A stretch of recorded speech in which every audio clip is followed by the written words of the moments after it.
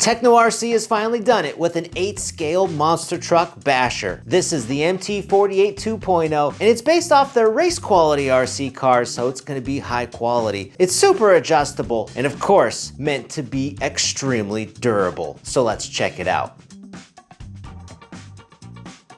Now the MT48 2.0 is a kit that you have to build, and then you have to spec all the electronics, tires, and wheels separately. It is a true 8-scale size truck though, with a wheelbase of 336 millimeters. Now if you're familiar with 8-scale race cars, this wheelbase falls in between an 8-scale buggy and an 8-scale truggy. Now we don't have a truggy, but the wheelbase is just slightly longer than this 8-scale buggy, lined up by the rear axles, or you can see it is a bit shorter than this 6S Arma Creighton, although this wheelbase is longer than a 6S Arma Outcast. Now if you're familiar with Tekno RC cars, they are extremely nice race cars, with a few bashers in their offerings as well. But they've never had an 8-scale basher as far as I can tell, although they do have the MT410, which is the 10-scale basher that we reviewed a little while ago, and it was terrific. Now for this 8-scale version, it's going to feature a lot of the advancements that you see on the 8-scale race cars, and it's also going to be upgradable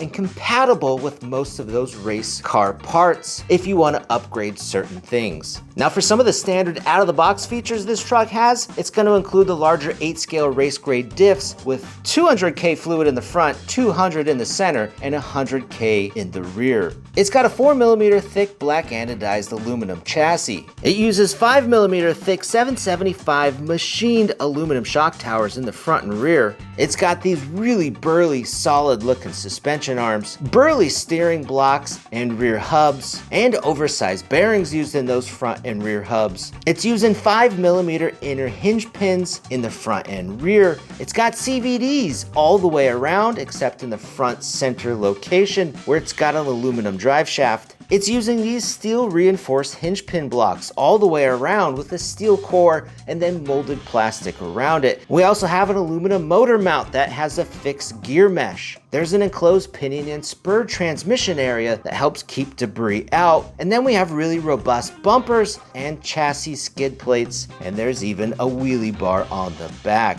A few other really cool things about the truck is that you can add a center chassis brace that connects from bulkhead to bulkhead if you want to stiffen up the truck. The caster and steering block also has something really cool where it uses this pin sleeve that attaches the two, and this pin sleeve has a hole where you put in this set screw from the front, holding that sleeve in place. So you don't have to worry about the screws backing out or whether or not the Loctite's gonna hold. It's a really cool system to ensure that these stay in place. Also, the servo saver in this truck is really awesome, and it uses a 17mm adjustable nut, so you can use the wheel nut wrench to tighten or loosen that nut because it's pretty dang tight. Now that servo saver post is aluminum, the steering rack is aluminum, the steering posts are aluminum, and then those posts key into the chassis so they don't spin when you loosen them up later. It's super nice, precise, and it's really slop free. Now one last really cool thing about this truck is its bladder style shocks. On the front and rear are the exact same shocks. They're using the same 16mm bore aluminum threaded body. They're using the same 4mm thick shock shaft, and they use the same spring with a locking lower perch. Now one thing about these shocks is you need to drill a little hole in the plastic shock cap right where the dimple is. And this is going to help with the assembly process. Now building the shocks the way that the manual says ended up with buttery smooth shocks. There was no air inside and they just feel exceptional. These, just like most Tekno shocks, are incredibly smooth. It can be said that overall the truck, the build, and how all the parts fit together are quite exceptional. And it really gives you that feel that it is one of the most premium basher trucks that you can buy or build. And it should be said that the build overall, the parts, the materials, the fitment of everything, it's about as high quality as bashers get. Now for the electronics, we end up going with an EcoPower WP200T. This thing puts out almost 600 ounce-inches of torque. It's waterproof and it's HV, and then we've added on the Tekno aluminum servo horn to get the correct offset.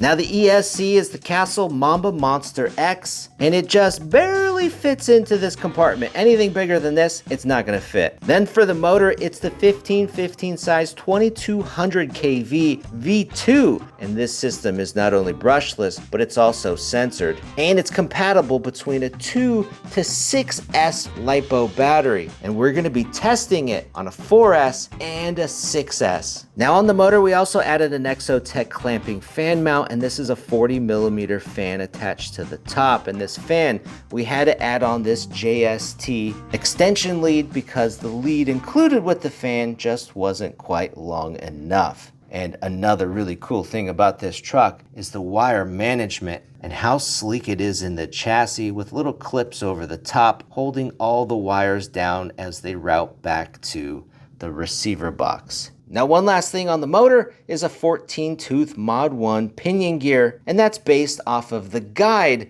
that's included in the manual that gives you all the different sizing charts that you want to go with. Now that pinion was the one source where we had an issue with the truck because the motor mount has a fixed gear mesh and the pinion sizes are labeled. And when we mounted the motor on the 14-tooth holes on the mount, the pinion, the mesh, it was way too tight and it didn't fit at all. And I think I remember this being an issue on the MT410 where it seems like the holes are mislabeled. So to make the 14-tooth pinion fit, we had to mount the motor in the 15-tooth holes on the mount, and then the gear mesh was right. Now we still need tires and a body, and Tekno says that most 10 scale and 8 scale monster truck bodies will fit on this thing, but what fits really well are 10 scale crawler bodies. So we have a few to try on here. Now this is the J Concepts Warlord body, and it's a body off of one of our crawlers, and it does fit on there pretty well. Here's an axial base camp body from an SEX 10.3. And again, this looks really cool on here. But instead, we're gonna use this red cap body for the Everest 10 crawler.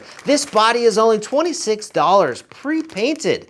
You can't usually buy clear bodies for that price, so it's hard to beat. Now we normally get our bodies custom painted by Marshall Patton at Rad Painting, but we just couldn't get a body sent out in time. And here is our red cap body. Side note, the Everest body is all mounted up, but I think it is just a little bit small. Considering what it costs and being pre-painted, it does the job. But looking at the base camp body on there, it fits right over the Everest body. Man, that just looks super rad. I'm kind of wishing I put the base camp body on there. Dang. Now for tires, we've got a few options to show you, and here are what the Proline 3.8 Badlands look like. And these are the J Concepts Renegades. These are actual proper monster truck tires for something like the LMT. And then lastly, this is what we're gonna actually use. These are the Arma de Boots backflips from an Outcast 6S. And these are really awesome tires. Okay, this is the last time I'm gonna say it, but it's really setting in. I wish I would have put this base camp body on there. Dude, look how cool that is. It's just so rad. All right, we changed it. So it took a little bit of time, but we removed some of the existing decals, and then we used a Sharpie to cover up the axial and some of the base camp badging, and then added some of our own decals on here just to make it a little bit more unique. And then we also had to round out the tailgate to make room for our wheelie bar because it was rubbing just a little bit. I'm so happy we switched it though. That was really bothering me. This thing looks a whole lot more proper. This body just fits it so much better going from bumper to bumper, and yeah. Doing a 4S speed run.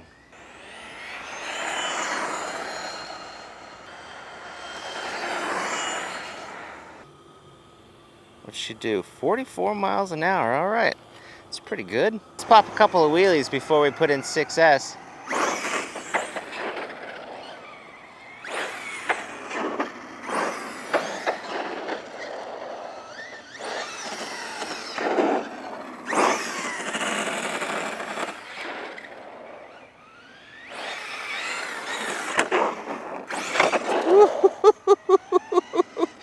There's a lot of grip on these tires.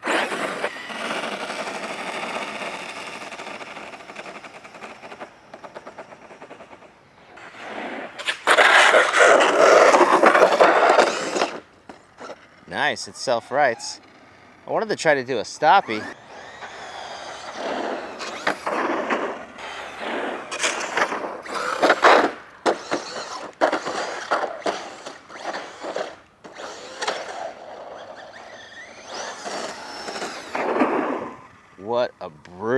Jeez.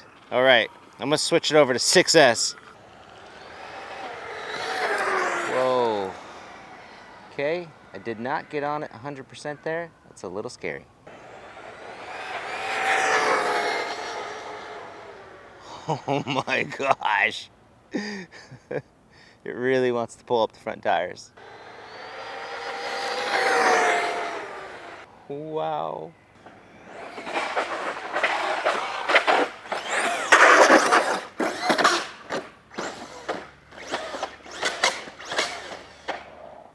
Sorry about that. What it do? 61. Wow. Holy smokeronies. Papa John's. It's insane. It's like ballistic power. Wonder if we can do a standing backflip. Jeez.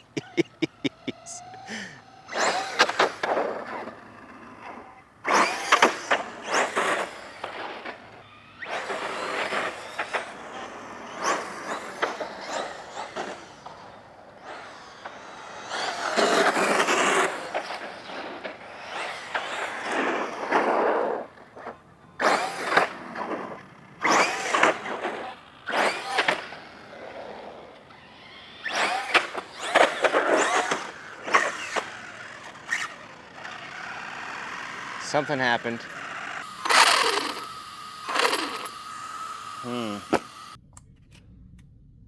Oh man, we roached that plastic spur gear.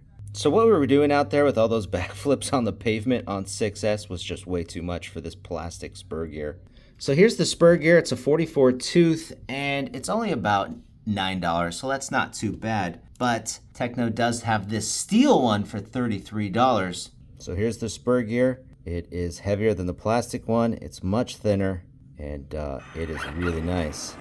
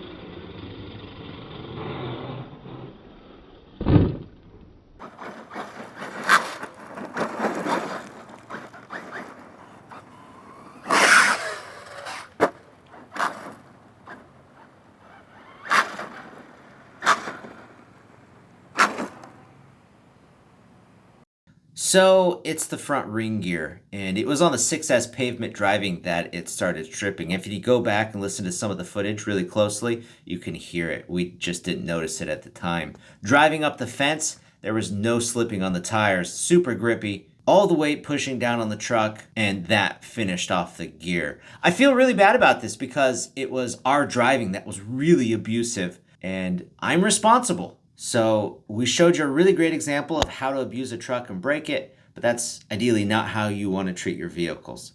So as a word of caution, doing stunts on high grip surfaces or with large tires, while doing repeated standing backflips or rocking the truck to self-right it is just super stressful on the driveline, and you're just asking for trouble, especially doing stoppies, which put so much strain on the front diff, and that's how we blew out our truck, I'm certain. And also, since it's so much cheaper to replace the plastic spur gear than anything else in the drivetrain, I think upgrading to that metal spur gear was a mistake, and it's probably best to use only the plastic spur gear as a breaking point rather than stripping out something else. Tekno also recommended to us that we use the 4S size backflip tires, but we used the bigger 6S version tires because that's what we had, and that probably also played a role on our issues. Now, it's a huge bummer that these issues happened and it makes the truck look bad, but I think it's important to show you guys what happened and why so you don't make these mistakes. And I imagine most reasonable people watching this are going to realize that we severely abused the vehicle and the truck is not entirely to blame. There was a good amount of user abuse. So we ended up fixing this gear. We only used it on 4S, which is still really powerful and fast. 6S is almost really too much to drive and you can't really keep the front tires down. And the truck is still great on 4S and it's probably the sweet spot with the motor that we're using. So despite our mistakes and issues, this is an absolute beast of a truck. It's super easy to drive. Kind of feels like it was based off of a race car. It has excellent steering and balance, and it has one of the nicest suspensions of all the bashers we've ever used. It's so plush, it's like driving a pillow over the surface. If I was looking for a new basher, this would be my pick, but knowing what we know now, I'd spec it a little differently. First, I'd use the smaller 4S backflip tires, not the taller 6S.